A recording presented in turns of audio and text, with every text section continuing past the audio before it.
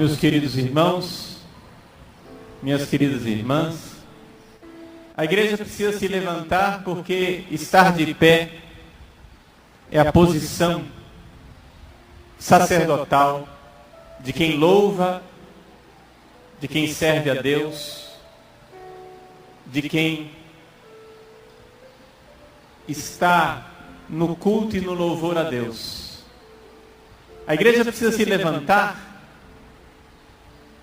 porque ela está caída. Mas não caída no sentido que a igreja está de joelhos adorando a Deus. Mas porque existem muitos membros da igreja caídos, esquecidos de quem nós somos. Por isso, gostaria que essa palestra fosse para todos nós um exame de consciência. Quero dizer desde o início dessa palestra que essa palestra não é uma palestra de acusação. Acusação de quem está lá fora. Não quero acusar ninguém.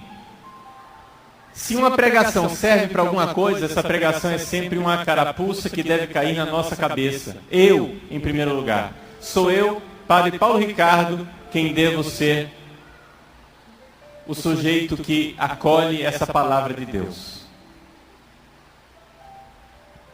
Para nós falarmos da Igreja de Deus, eu gostaria de pegar uma palavra talvez um pouco estranha. Da primeira carta de São Paulo aos Coríntios, capítulo 5. São Paulo fala do caso de uma imoralidade. Ou seja, um cristão, lá da época dele, da igreja de Corinto, poderíamos dizer da diocese de Corinto, não é? Um cristão que está lá e está cometendo um pecado de imoralidade, um pecado muito grave, um pecado sexual muito feio. E São Paulo, depois que ele manda tomar atitudes de disciplina com relação a essa pessoa que estava pecando, ele diz o seguinte, capítulo 5, versículo 9. Na minha carta, eu vos escrevi que não tivesseis familiaridade com os impudicos. Ou seja, quem vive uma vida imoral, quem vive uma vida no pecado. Porém, não me referia de um modo absoluto a todos os impudicos desse mundo, os avarentos, os ladrões ou os idólatras, pois, nesse caso, deveríeis sair do mundo. Olha aí. Se você não vai mais falar com quem vive vida imoral, você vai ter que sair do mundo, né? Se isso era verdade na época de São Paulo, no mundo que ainda não era cristão, é muito mais verdade entre nós, num mundo que já não é mais cristão. O mundo de São Paulo era um mundo pagão, porque ainda não era cristão. O mundo nosso é um mundo pagão, porque já não é mais cristão.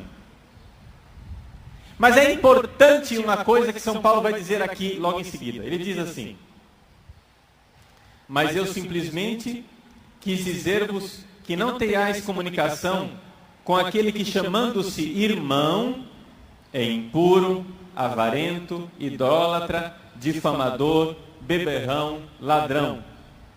Com tais indivíduos nem sequer deveis comer.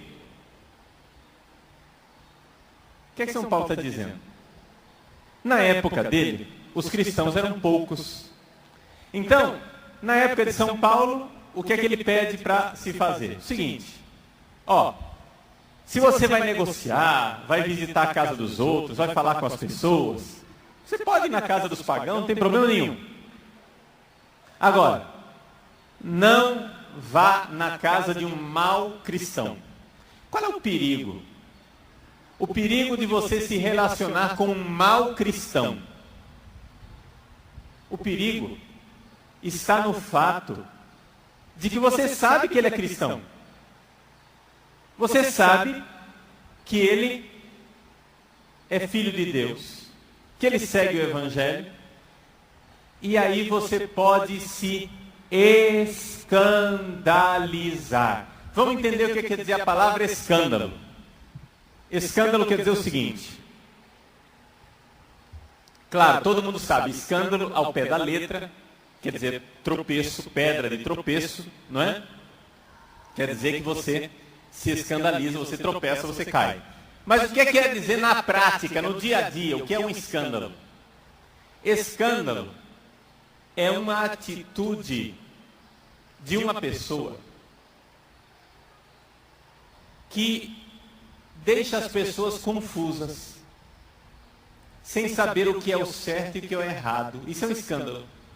Por exemplo, vamos supor que um líder da igreja, um líder de um movimento da igreja, um padre, um bispo, uma religiosa, alguém que você sabe que é um bom cristão, você sabe que é uma pessoa que é católico de carteirinha, né? Daqueles assim, não, esse é católico mesmo. Esse é católico de verdade. Por esse eu ponho a mão no fogo, né? Vamos supor que essa pessoa pecasse clamorosamente. Mas não um pecado assim, pecou. Não, que isso aí? Vamos ser sinceros? Todo mundo peca. Mas pecasse e vivesse no pecado, fizesse do pecado um projeto de vida, entendeu?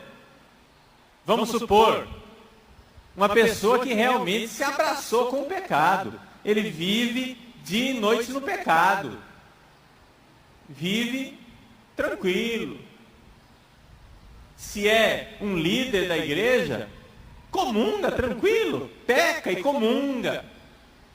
Se é uma religiosa, tranquilamente, peca, comunga, faz pregação. E está tranquilo, não está querendo mudar de vida. Não está querendo ser uma pessoa melhor. Um padre que peca e celebra a missa, sem se confessar, feliz da vida, sem nem sequer se purificar antes de pedir perdão. Meu Deus, eu peço perdão, porque eu não devia estar aqui celebrando. Essa pessoa, quando ela peca dessa forma, ela está fazendo um escândalo. O que é um escândalo? Você olha para aquela pessoa que peca e você fica confuso. Os pequeninos, os fracos na fé, ficam confusos sem saber dizer o que é o certo e o que é o errado. Uai, o padre fez isso? Uai, o coordenador fez isso? A religiosa fez isso? O bispo fez isso? Vamos pegar um caso clamoroso, internacional, que todo mundo conhece. Não quero aqui agora massacrar ninguém, mas vamos pegar o caso do presidente do Paraguai, não é? Todo mundo sabe que o presidente do Paraguai é um ex-bispo. Depois que ele foi eleito presidente, apareceu filho atrás de filho, filho atrás de filho, e era bispo. Vivia uma vida. Se você não caiu, pecou uma vez, tudo bem. Tudo bem não, tudo mal, mas se arrepende, se confessa, né? Faz penitência. Mas o sujeito era bispo da Igreja Católica. Me aparece aí com meia dúzia de filhos na praça. Isso é um escândalo. Por que é um escândalo? Porque os fracos, os pequeninos, olham para aquele bispo e dizem: agora eu não sei mais nada. Eu não sei mais o que é o certo, não sei mais o que é o errado.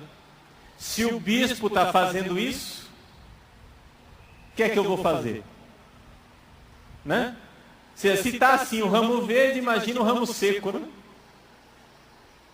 Meus irmãos, isso é um escândalo. São Paulo diz, olha, nem sequer se sente na mesa com essas pessoas. Por que é que São Paulo dá esse conselho aqui na primeira carta aos Coríntios? Porque ele quer que nós evitemos o escândalo. Só que esse conselho que São Paulo dá, ele valia para a igreja daquela época, porque era um punhadinho de pessoas. Os cristãos de Corinto, né?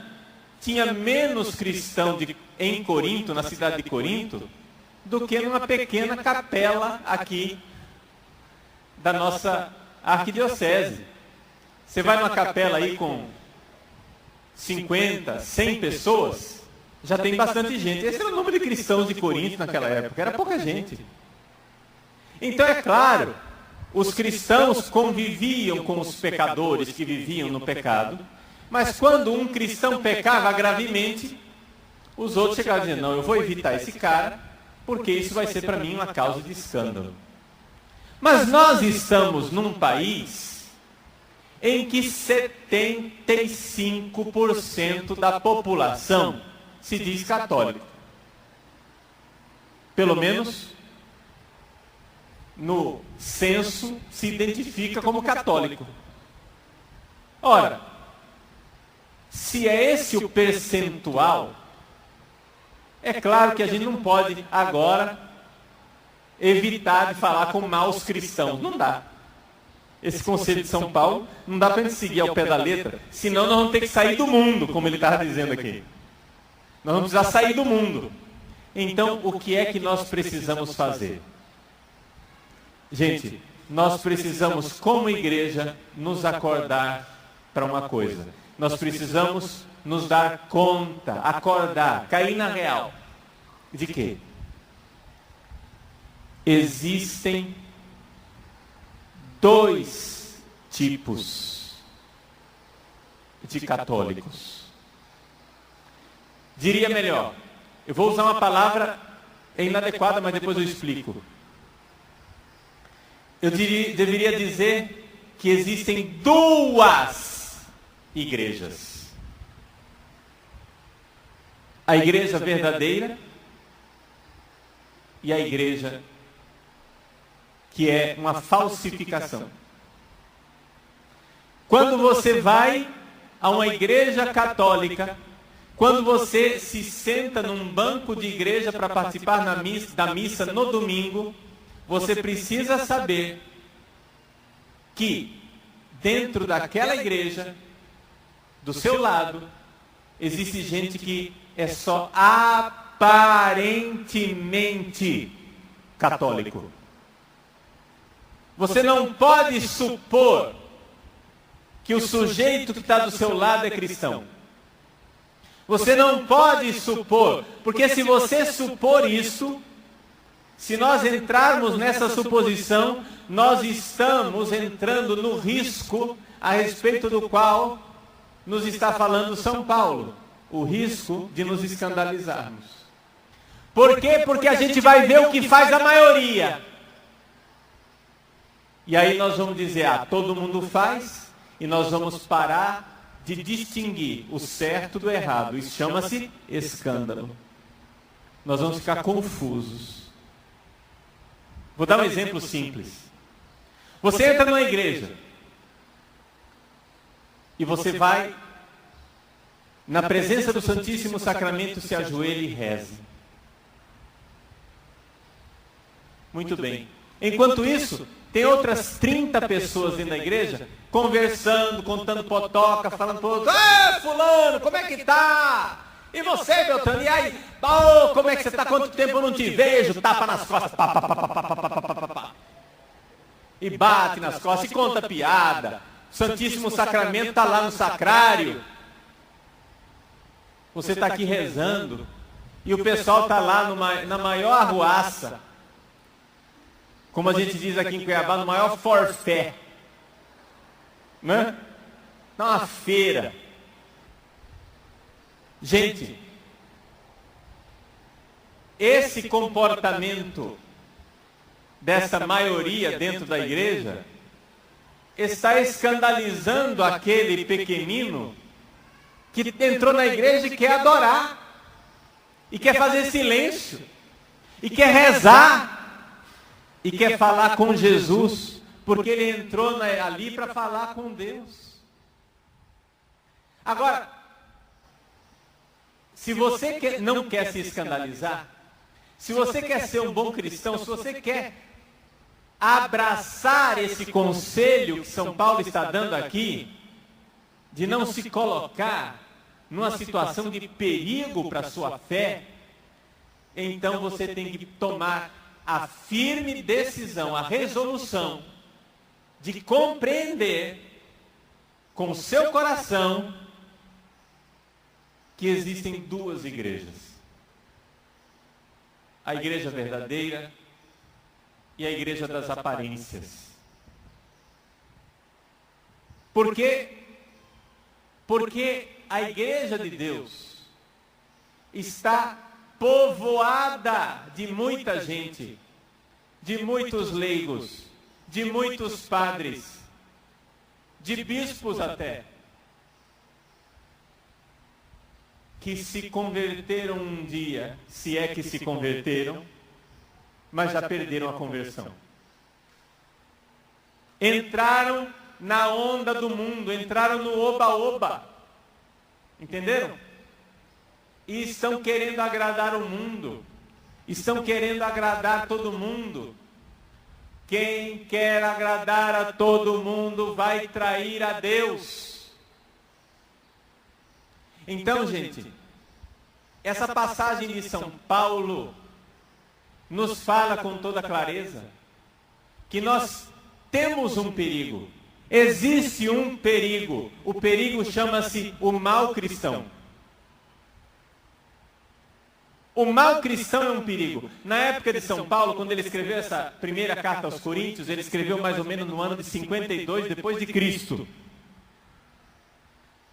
Ou seja, fazia quase 20 anos que Jesus tinha subido aos céus.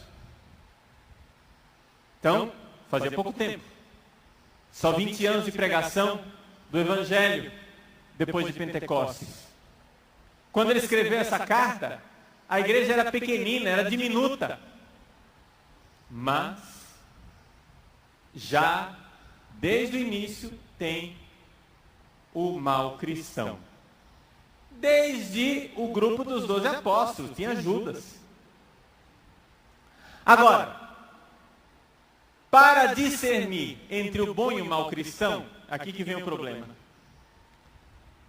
O que instrumento que nós vamos usar para discernir entre o bom e o mal cristão? Para discernir entre o bom e o mal cristão, gente, a gente não pode simplesmente dizer assim: ah, o bom cristão é aquele que não peca, o mal cristão é aquele que peca. Não dá para você dizer isso. Por quê? Porque se o bom cristão é aquele que não peca, vamos embora para casa. Quem é pecador aqui, levanta a mão. Todos nós, né? Eu vou levantar as duas mãos e 2 pés até. De tão pecador que eu sou. Então a gente não pode, agora, assumir essa atitude de sair agora dizendo: bom cristão é aquele que não peca. Nós temos que dizer uma coisa: bom cristão é aquele que odeia o seu pecado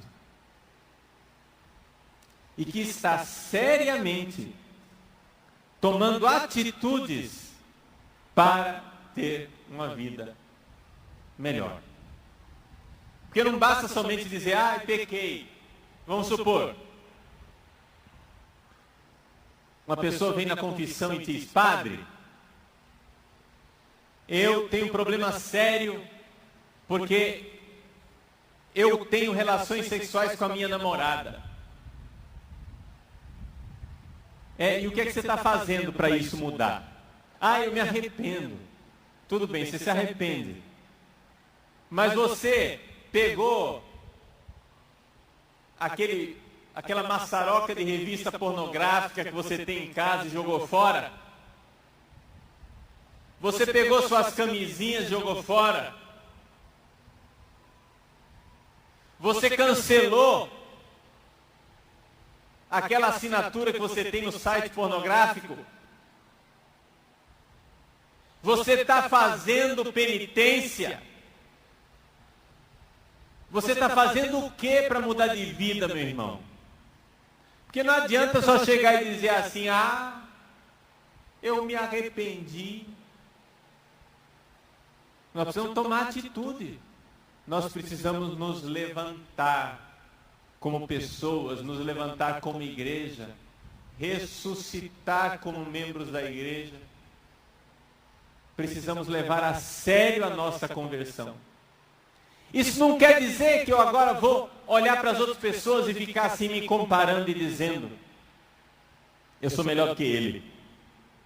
Eu não estou dizendo para você entrar numa igreja, se ajoelhar, começar a rezar, e no seu coração começar a pensar quem está fazendo a ruaça, quem está falando, quem está fofocando, ficar no seu coração dizendo, está todo mundo errado, sou eu que estou certo, eu é que sou justo, eu é que sou maravilhoso, eles outros são todos pecadores. Porque se você fizer isso, você está tomando aquela atitude do publicano, não é? Que Jesus condenou. O publicano que se acha melhor do que os outros. Nós não somos melhores do que ninguém. Perdão, do fariseu. Troquei a palavra. Aquela atitude do fariseu que Jesus condenou na parábola do publicano e do fariseu, né? Atitude do fariseu. Gente, nós precisamos nos dar conta que nós estamos sempre correndo o risco de ser cristãos só de fachada. Essa é que é a mensagem principal que eu queria deixar para vocês hoje. Eu estou dizendo que existem duas igrejas. A igreja verdadeira, que está ouvindo a palavra de Deus, fazendo penitência e mudando de vida, caindo e levantando. E existe a igreja falsa das aparências. Para quê? Para você olhar para os outros e condenar? Não. Para que você se dê conta do risco que você está correndo o tempo todo de ser igreja só de aparência. De ser igreja só na casca. De ser igreja só na exterioridade. Nós precisamos nos acordar. Precisamos nos acordar para essa realidade de que eu, padre, que sou padre há 18 anos, com 43 anos de idade, eu, padre, posso ser somente uma casca de sacerdote, somente uma aparência de sacerdote. Eu preciso ser um homem que luta. Você precisa ser uma mulher que luta, um homem que luta, você está entendendo? Porque se nós não estivermos na luta, nós não somos igreja. Aqui é que está a diferença. Quem é bom cristão é aquele que luta. Repete comigo, o bom cristão é aquele que luta. Senhor, eu quero ser. Fala para Deus seriamente, você está falando com Deus. Senhor, eu quero ser um bom cristão. Eu quero lutar. E você vai lutar contra o quê? Contra 3 grandes inimigos. Quais são os nossos 3 grandes inimigos? O diabo, o mundo e a carne. O diabo, o mundo e a carne. Vamos ver um pouco quem são esses 3 inimigos. Vamos começar pela carne, porque a gente começa a faxina, né, dentro de casa. A gente começa a ter que limpar por dentro. Qual é o problema da carne? Quando a igreja diz que o nosso grande inimigo é a carne, um dos nossos três grandes inimigos é a carne, a igreja está dizendo que dentro de mim existe uma tendência para o pecado. E ninguém de nós está livre disso. E você precisa se dar conta disso.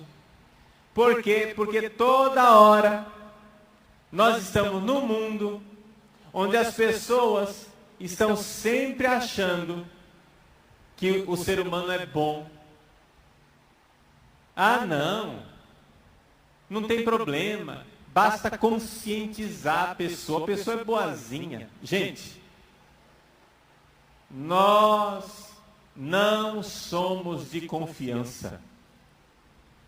Outro dia, eu falava com um padre daqui da arquidiocese que foi seminarista na época que eu fui reitor do seminário. Eu perguntei, padre, outro dia que é um ano atrás, não sei. Padre, onde é que o senhor estava tal dia? Eu disse, eu fui ali. Com quem o senhor foi? Eu fui com... Onde? Que horas que o senhor voltou para casa? Ele olhou para mim assim e disse, padre,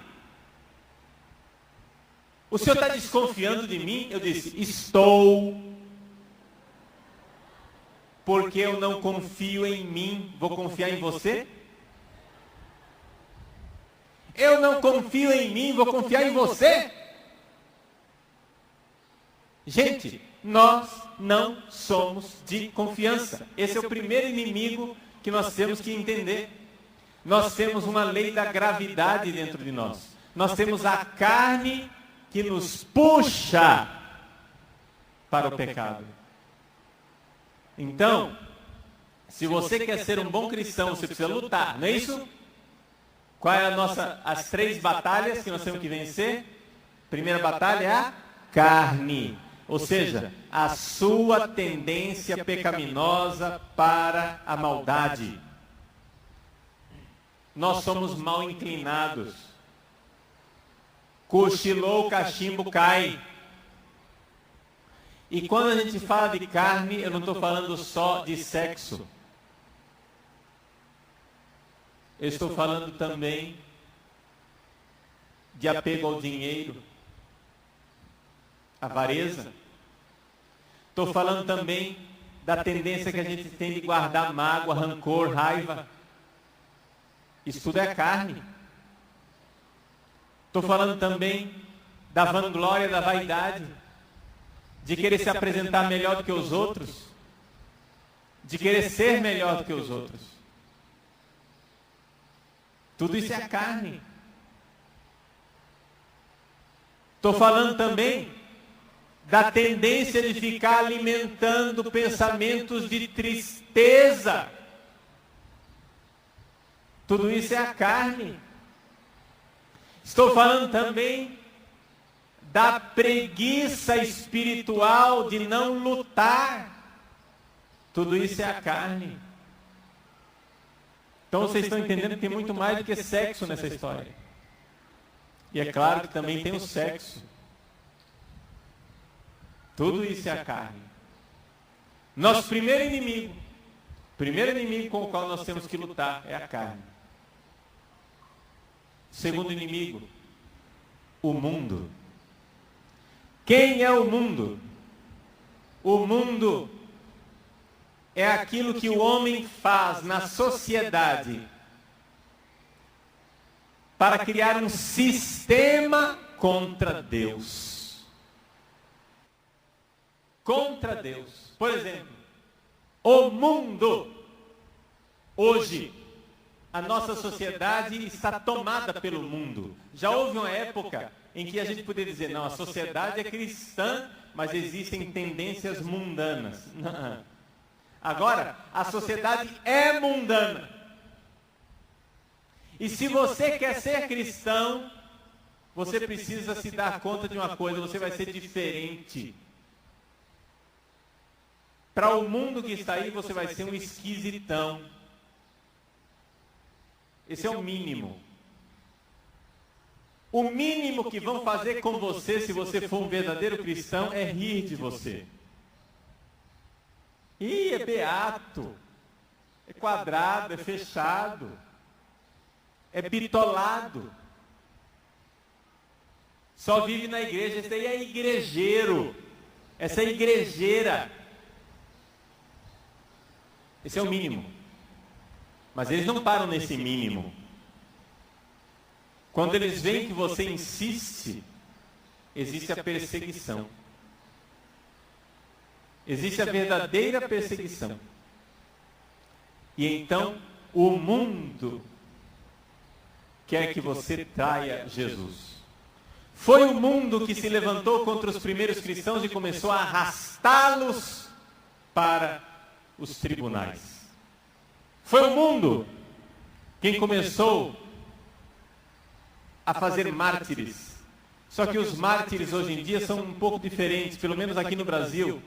É bastante raro uma pessoa ser martirizada porque ela é cristã, no sentido literal. Uma pessoa vai lá e mata você. Isso aí é bastante raro. O que mais acontece hoje em dia é o assassinato de personalidade. É a calúnia. É matarem você no coração das pessoas. Como acontece perseguição quando a gente é fiel a Deus. Agora, e aqui que está a novidade que eu queria que você entendesse nessa palestra. Existe mundo disfarçado de igreja. Existe mundo disfarçado de igreja. Esquemas mundanos dentro da igreja, que estão tomando conta da igreja. Quando a igreja, por exemplo, se torna joguete na mão de interesses políticos. Quando, na última campanha eleitoral, nós cristãos levantamos o debate a respeito do aborto, o mundo já começou com a desconversa. O mundo começou também a perseguição. O mundo começou a fazer pressão para calar a boca. Vários de nossos padres aqui na arquidiocese receberam pressão para não falar contra o aborto, porque iria prejudicar tal e tal candidato. Vários padres na nossa arquidiocese receberam a ameaça de advogado. Gente se levantando no meio da assembleia e gritando contra o padre. Porque o padre estava pregando contra o aborto. E não somente isso, porque não acabou por aí. Não acabou por aí. Porque a eleição acaba, mas a perseguição não acaba. O número de calúnias que procuram levantar contra os padres que disseram e fizeram alguma coisa. Quando conseguem pegar uma fraqueza de um pobre desses padres, vão com uma sanha, como se fossem verdadeiros lobos vorazes, sedentos de sangue. Mas não porque eles odeiam o pecado do padre, mas porque eles querem se vingar. E pegaram aquele pobre coitado que no seu momento de fraqueza caiu. E vão lá. Gente com um currículo pessoal de vida pavoroso. Gente que não tem uma mínima vergonha de viver uma vida no pecado sexual, no despudor, em todas essas coisas que São Paulo fala aqui, na avareza, na embriaguez, etc, etc. quando descobrem o pecado de um padre, vestem a camisa da pureza e da indignação para dizer: vejam a hipocrisia da igreja. A única palavra que eu tenho para dizer para um filho de Satanás destes é: cala e sai desse corpo. Essa é a única palavra que eu tenho para dizer. Porque isso é a voz do demônio. A verdadeira voz do demônio.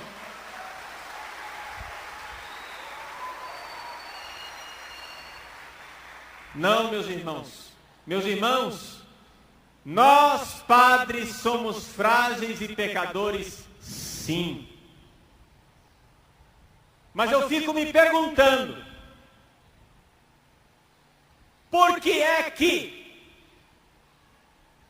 padres, politiqueiros, que sobem no palanque para apoiar aborto, e tem processos vergonhosos, de crimes vergonhosos, de pedofilia, esses daí não vão para a cadeia, esses não vão para lugar nenhum. Agora, um padre que tenha fidelidade à igreja e que cai, clama, não estou justificando o pecado de padre aqui não, hein? Não estou justificando o pecado de padre. Padre caiu. E se o pecado foi grave, tem que ser punido, sim senhor. Tem que ser punido. E a igreja faz isso. E está certa de fazer. Porque é necessário moralizar o clero. Caiu, muito bem, faça penitência.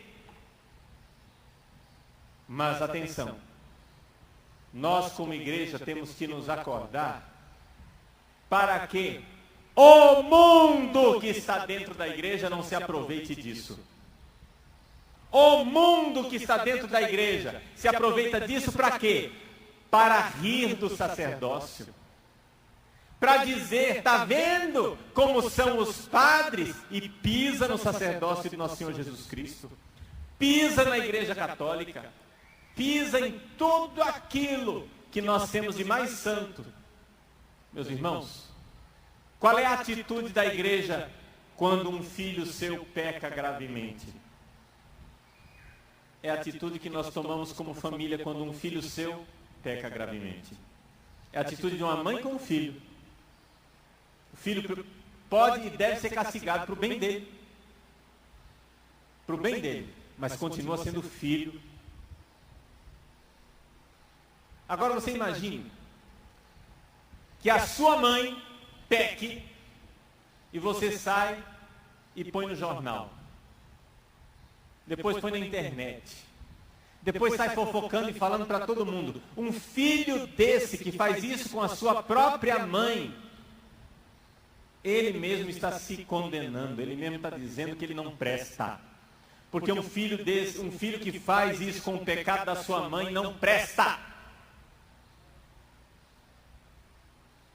Assim são os católicos que fazem arruaça com os pecados dos membros da igreja.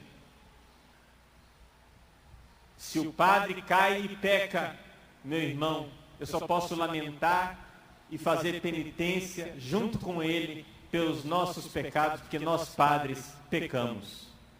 Nós padres não somos imaculados, não.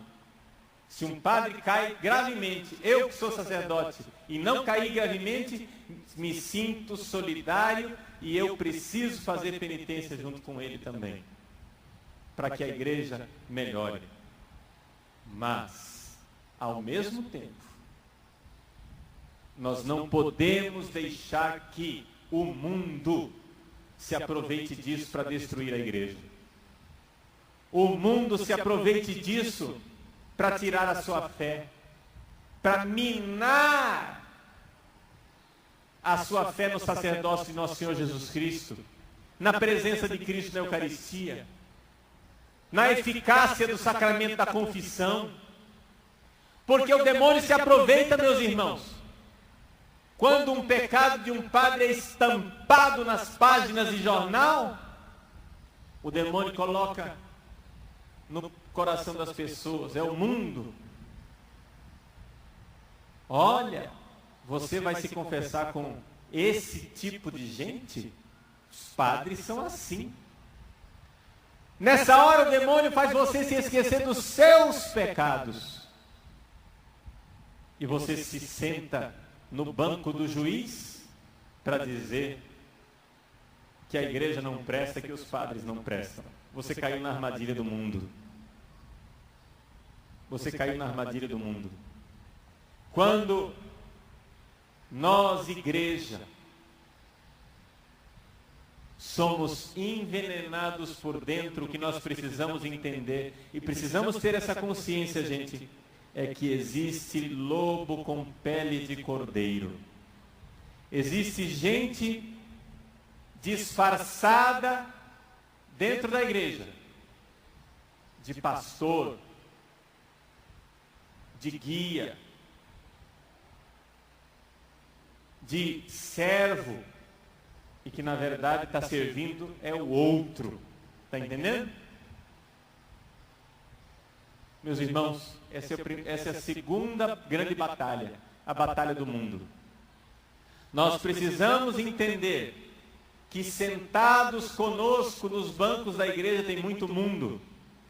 E precisamos entender isso para não nos contaminarmos, não nos escandalizarmos. Agora nós temos que entender isso, gente.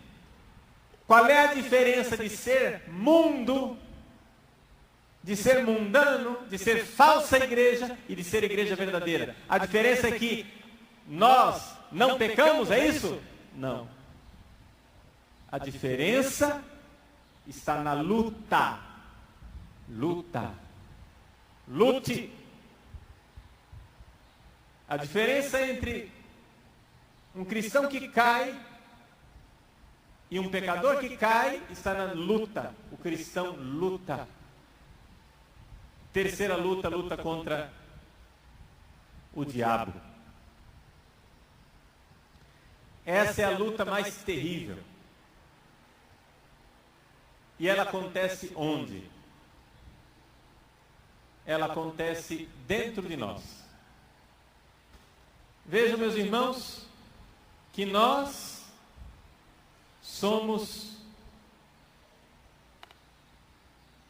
tocados a todo momento pelos anjos maus.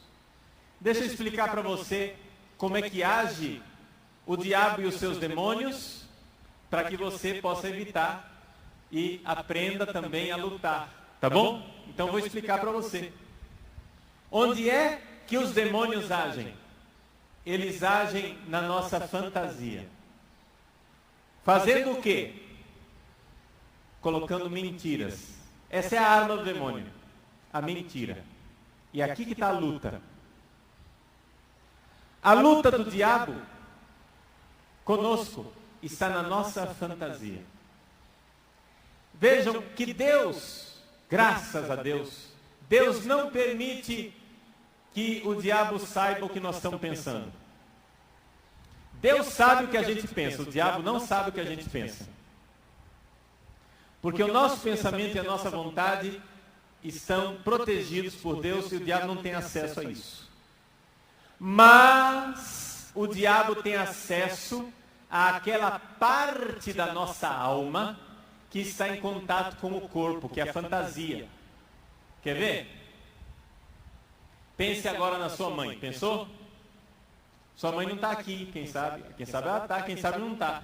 Mas se você pensa na sua mãe, por que é que você é capaz de pensar na sua mãe? Porque um dia você viu a sua mãe. Um dia você beijou sua mãe, abraçou sua mãe, tocou na sua mãe, sentiu o cheiro do perfume dela.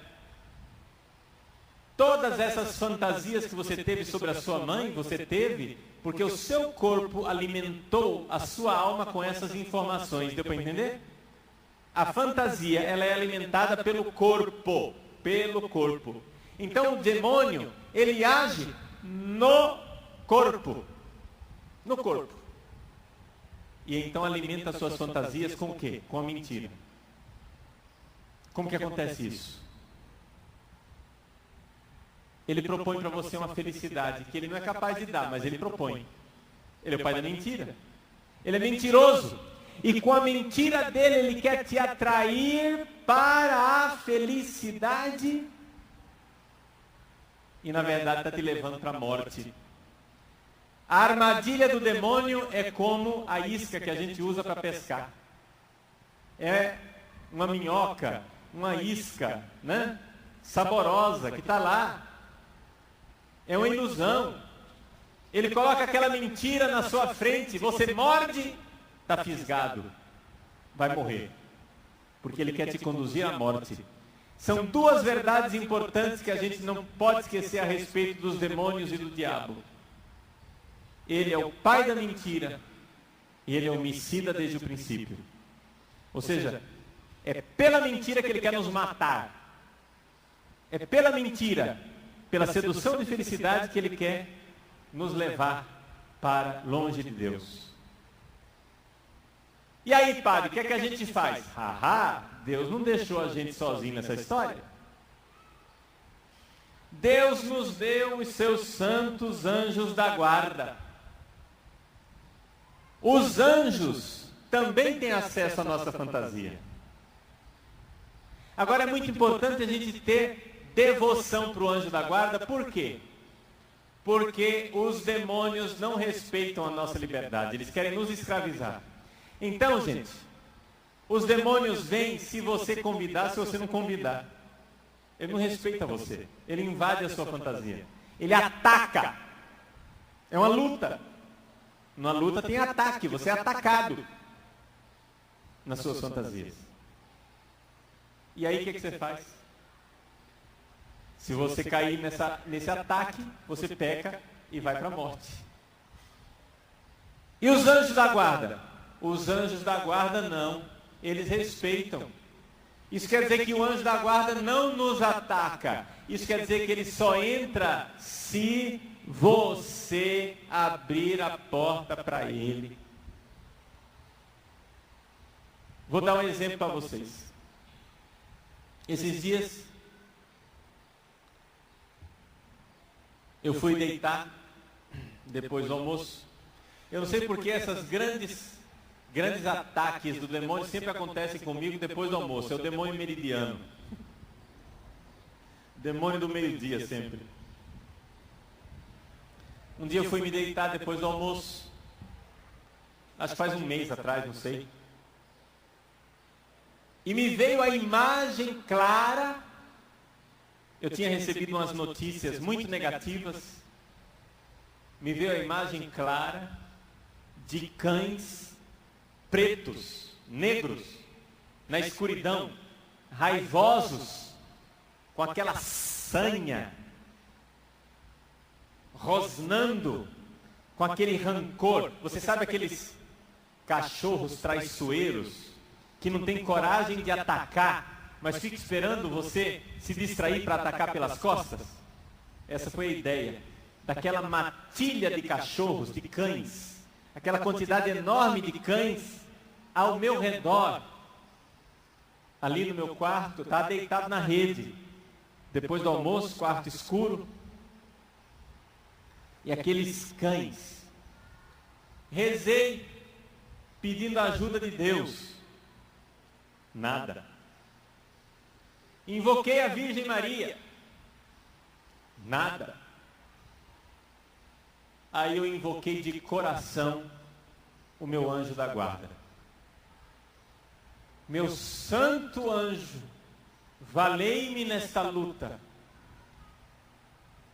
Gente, por Deus, estou falando com toda a sinceridade da alma, não durou 10 segundos, toda aquela confusão interior, aquela sensação de ataque, aquela prostração, aquele medo que estava dentro de mim, evaporou.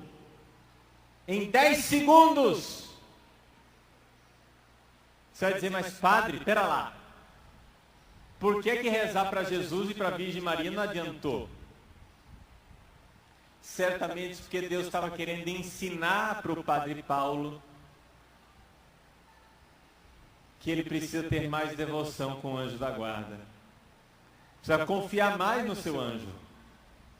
Nós precisamos confiar mais nos nossos santos anjos, gente. Por quê? Porque rezar para Jesus a gente reza. Rezar para Maria a gente também reza. Mas Deus nos deu esses anjos para nos ajudar nessa luta. Eu vou concluir contando essa pequena história para vocês de como é que os anjos foram criados. Quando Deus criou os anjos, antes dos anjos verem a Deus face a face, os anjos foram submetidos a um teste, a uma prova, para servir a Deus. Porque se eles vissem a Deus face a face, já não tinha mais escolha. Já viu a Deus, acabou a liberdade. Quando uma criatura vê a Deus, acabou. Ele não tem mais o que escolher. Por quê?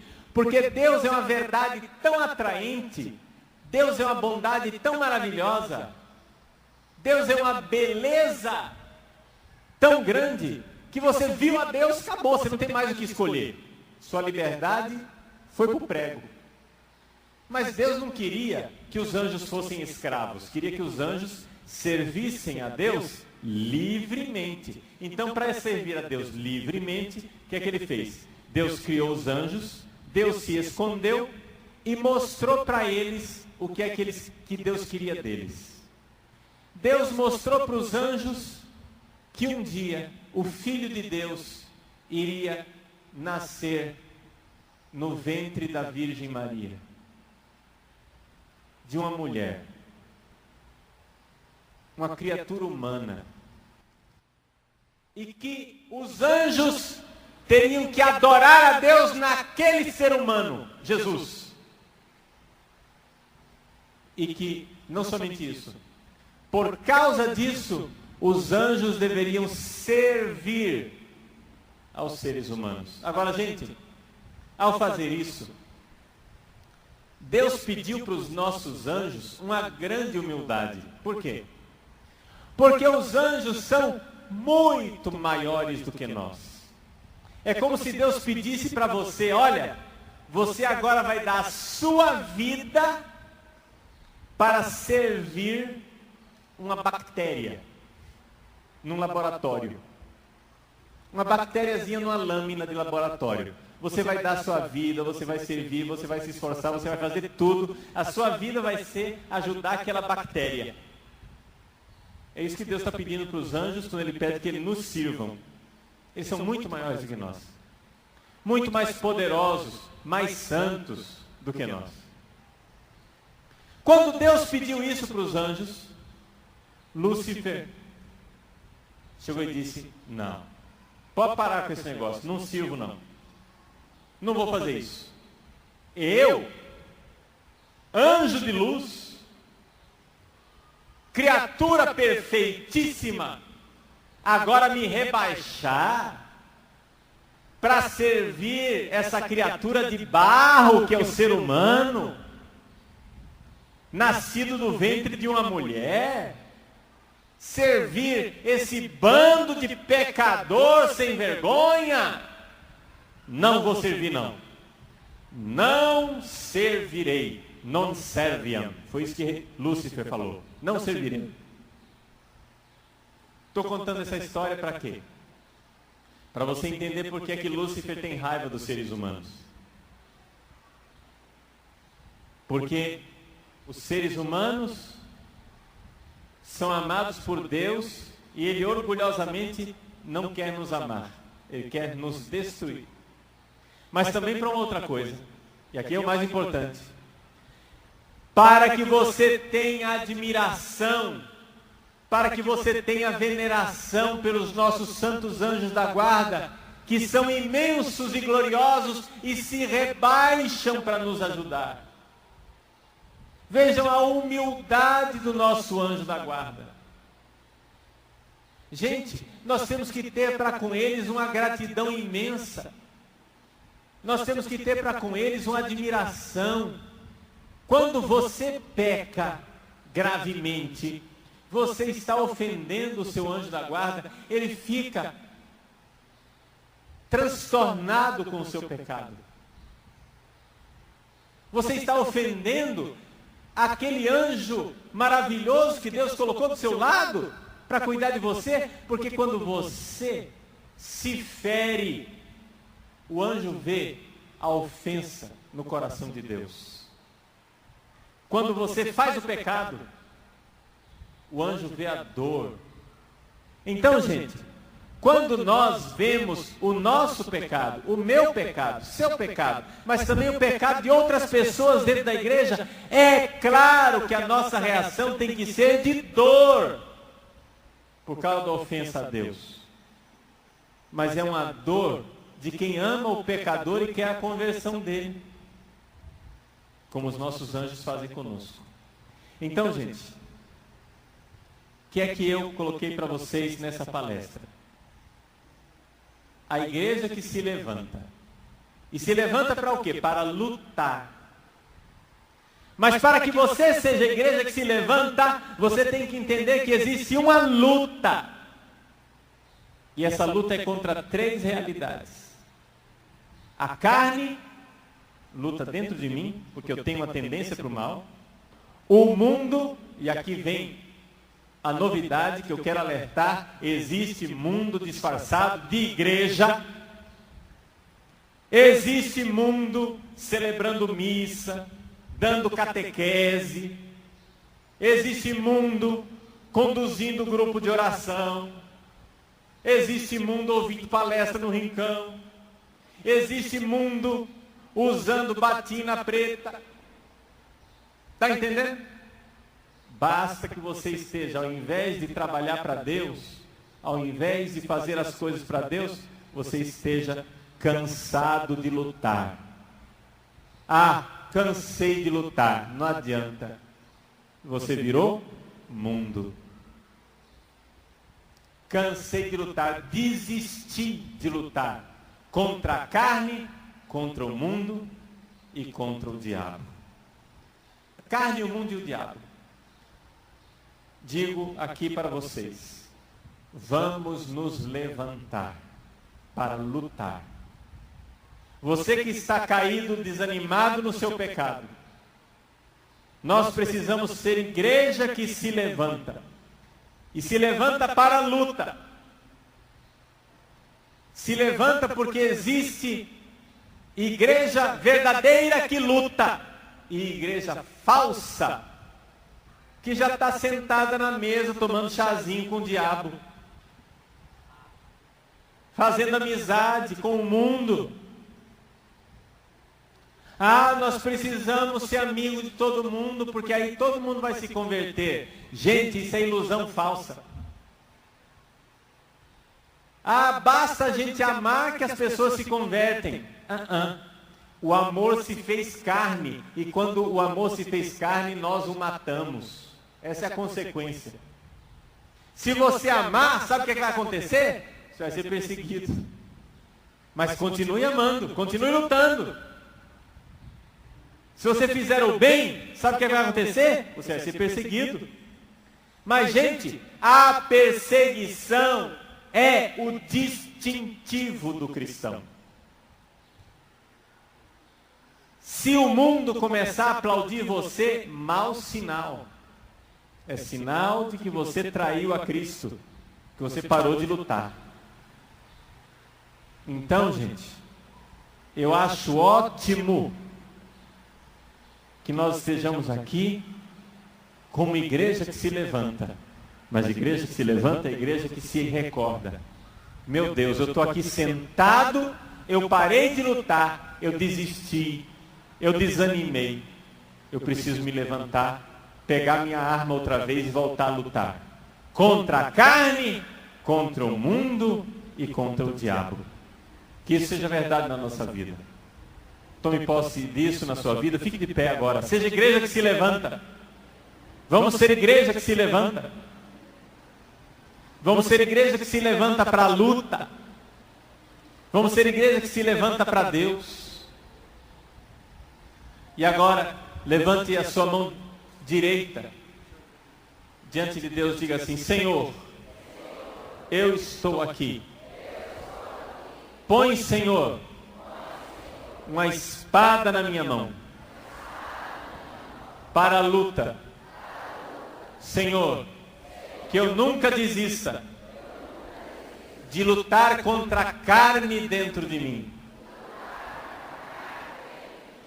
contra o mundo fora de mim, mesmo o mundo que disfarçado de igreja, aquela parte da igreja que não quer lutar, que fez sociedade com o pecado. Senhor, eu quero lutar. Eu quero lutar contra o diabo, suas mentiras. E por isso peço, Senhor, de coração, confiante, envia os teus santos anjos. Meu santo anjo da guarda, que eu recebi no meu batismo, criatura santa, poderosa, cheia da graça de Deus, vinde, meu anjo, em meu socorro, livrai-me das mentiras de Satanás,